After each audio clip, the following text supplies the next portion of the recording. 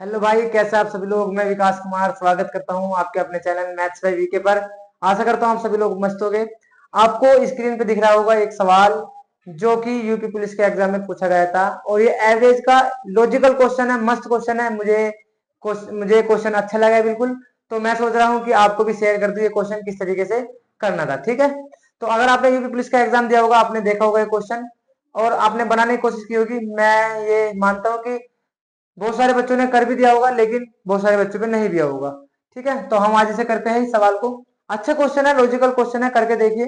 अगर आपने एवरेज पढ़ा होगा थोड़ा बहुत, करके देखो, इसे करो।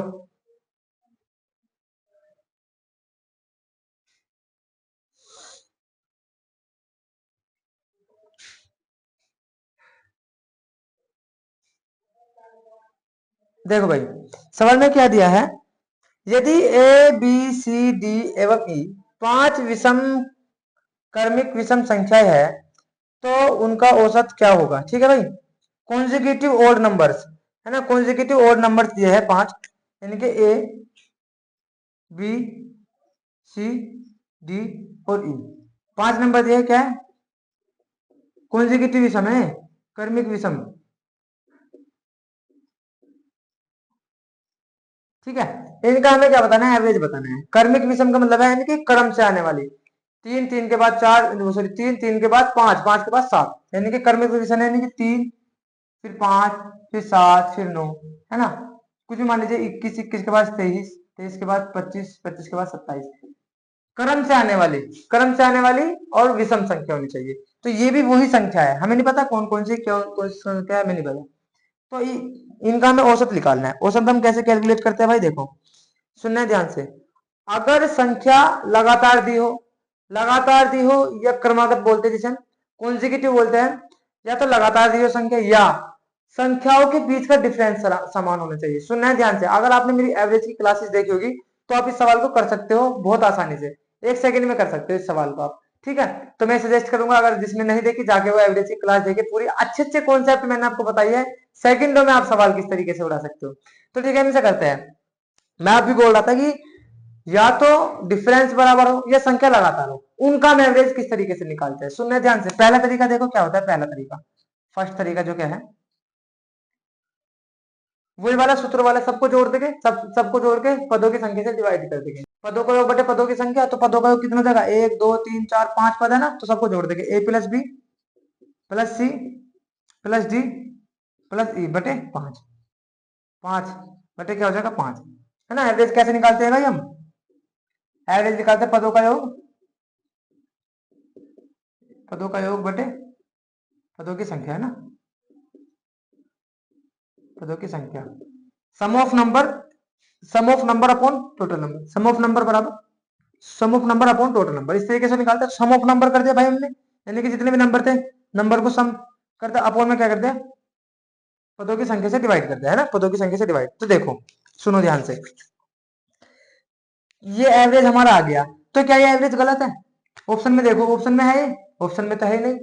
तो यानी कि अगर ये ऑप्शन में नहीं है, तो क्या ये गलत हो गया हमारा आंसर, नहीं भाई, ये भी सही है।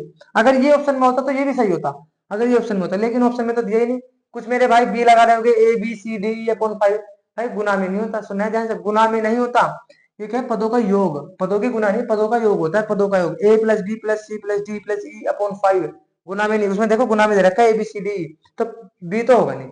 अरे ये नहीं है तो ऑप्शन में, तो दूसरा तरीका लगाइए। दूसरा तरीका क्या होता है, देखो सेकंड जो तरीका है, ये उसका ही तरीका है भाई। अगर डिफरेंस बराबर हो, डिफरेंस बराबर हो, संख्याओं का डिफरेंस बराबर या लगातार संख्या दी हो।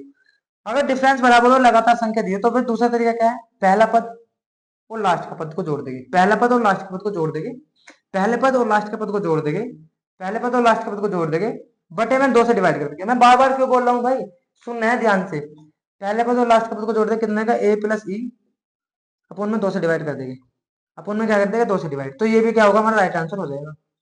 आप कहोगे भाई जी ऑप्शन में तो ये भी नहीं है, ये भी नहीं है, तो भाई तीसरे तरीके से करेंगे, क्यों घबरा रहे हो। तीसरे तरीके से करेंगे। देखो तीसरा तरीका क्या होता है, दो तरीके मैंने बता दिए। पहला तरीका ये है, दूसरा तरीका ये है, पहला पद जोड़ देंगे और लास्ट का पद, पहला और लास्ट का पद को जोड़ के दो से डिवाइड कर देंगे, बस। तीसरा जो रूल है, वो तीसरा रूल क्या है, कि जो बीच वाला पद होता है ना भाई, बीच वाला जो पद होता है, बीच वाला पद, वो ही हमारा एवरेज होता है। देखो इससे पहले, इसके बाद कितने, दो, इससे पहले कितने, दो, इसके बाद दो, इससे पहले दो। तो जो बीच वाला पद है ये बता नहीं बीच में, तो ये हमारा क्या होता है, एवरेज। ये हमारा एवरेज होता है, यानी कि सी क्या होगा, इसका एवरेज होगा। अगर ये कर्मगित विषम संख्या है, सुनना, अगर ये कर्मगित विषम संख्या, आप कहोगे भाई जी सी भी ऑप्शन में नहीं है, ये भी ऑप्शन में नहीं है, ये भी ऑप्शन में है, आप करा के रहे हो। देखो भाई, ये मैंने बताया है, ये तरीके बताए कि जो जो स्टूडेंट ने लगाए होंगे, और ऑप्शन में तो है ही नहीं। ये क्या है, एक स्टेप और आगे सोचने की जरूरत थी, इस सवाल को करने के लिए एक स्टेप और अधिक सोचने की जरूरत थी। देखो मैं आपको पहले बेसिक से बताता हूँ, बेसिक से कैसे करते हैं हमसे। सोचो, मैं आपके सामने एक लिख रहा हूं भाई, 3, 5, 7, 9, 11 कर्मगत विषम संख्या है, क्रम से भी है, ठीक है। मान लीजिए ये वाला ले लीजिए, कुछ भी ले लीजिए, मैंने आसान वाली मानी है। तो पहले तरीके से हम इसे कैसे करते हैं, देखो पहले तरीके से हम इसे कैसे करते हैं, सबको जोड़ेंगे 5 से डिवाइड करते हैं, सबको जोड़ेंगे 5 से डिवाइड करेंगे, करो भाई। 3 और 5 8 और 7 15, और 15 और ये कितना जाएगा 20, 15 और 20 35। 35 को जब मैं डिवाइड करूंगा 5 से, 1 2 3 4 5 है ना, टोटल नंबर 5 है, 5 से डिवाइड करूंगा कितना जाएगा, एवरेज 7। एवरेज कितना जाएगा 7, पहला तरीके से 7 आ गया, हाँ है ना। अच्छा दूसरा तरीके से देखते हैं, दूसरे तरीके से क्या है।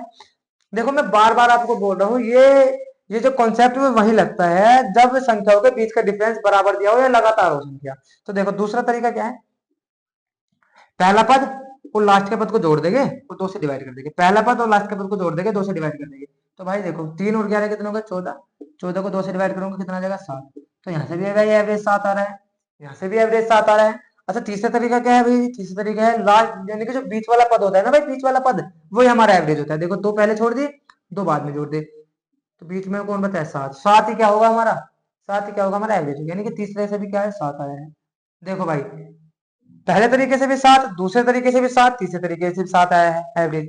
तो क्या मैं इस बात को इस तरीके से नहीं लिख सकता, क्या आप मुझे बताइए, क्या मैं इस बात को ऐसे नहीं लिख सकता, क्या 3 को मैं ये नहीं लिख सकता, बताओ 3 को मैं, 3 तो 3 ही रहेगा, 5 को मैं ऐसे लिख सकता है 3 प्लस 2, 7 को मैं लिख सकता हूँ 3 प्लस 4, ठीक है, 9 को लिख सकता हूँ मैं 3 प्लस 6, है ना, 11 को लिख सकता हूँ मैं 3 प्लस 8, हाँ है ना, बताओ लिख सकता हूँ। आप कहोगे जी भैया जी।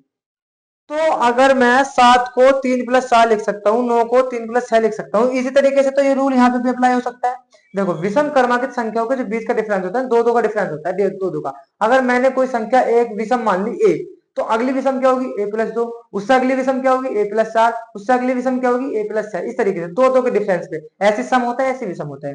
तो अगर ये संख्या विषम है, पहली अगर पहली संख्या विषम है, अगर पहली संख्या विषम है, आप मुझे बताइए अगर ये विषम है तो भाई क्या ये ए प्लस 2 नहीं हो सकता।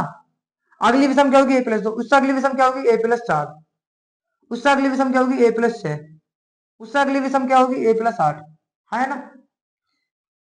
भाई देखो अगर विषम संख्या है तो दो दो का डिफरेंस होता है, अगर पहली ए है तो उससे अगली ए प्लस 2 होगी।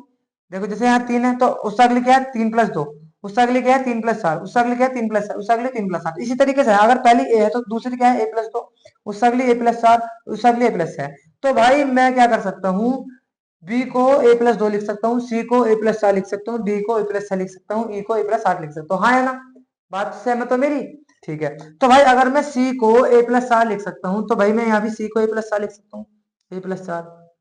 अब बताओ, अब तो है ये है, अब तो है ये ऑप्शन में है या नहीं है, बताओ। आप कहोगे भाई जी डी ऑप्शन में छिपा है ये, option number D, option number D में छिपा है ये वाला आंसर, यानी कि सी को मैं ए प्लस 4 भी लिख सकता था।